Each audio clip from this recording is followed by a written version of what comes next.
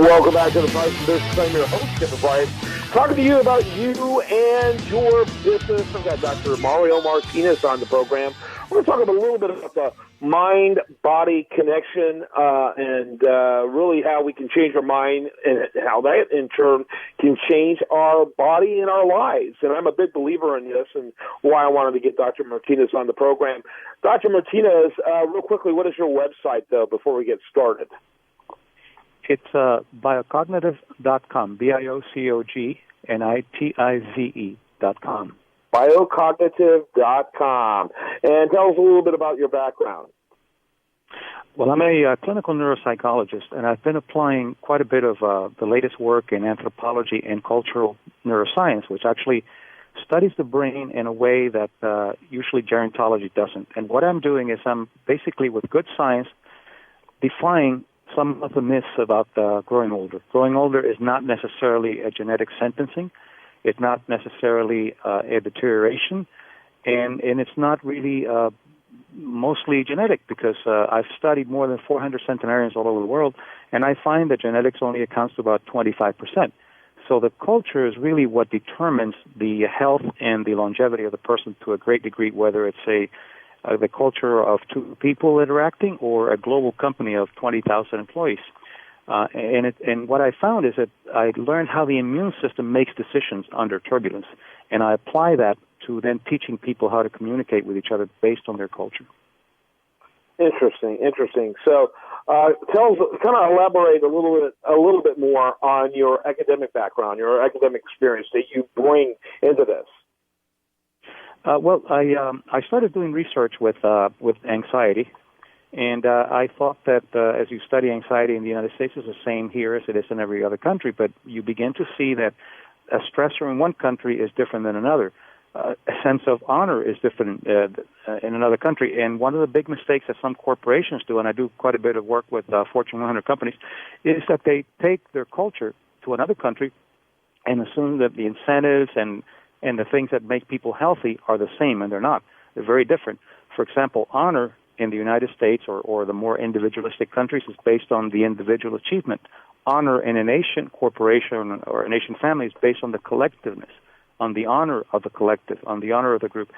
And we know now that when you shame somebody, it causes inflammation in the immune system. So we know that 10% of the global GDP is going to treating chronic illnesses which are reversible and preventable. That's about $8 trillion a year.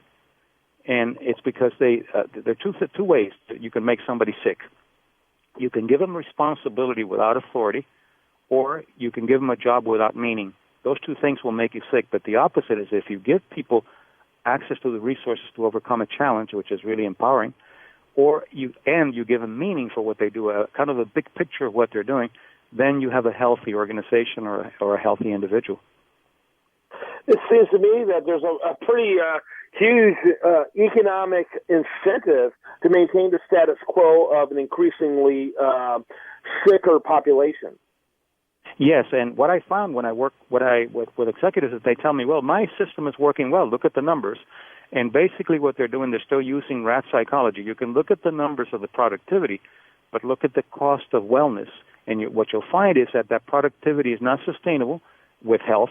And what I try to teach is that productivity and wellness are inseparable, just like mind and body and culture are inseparable. So that's a good question, yes.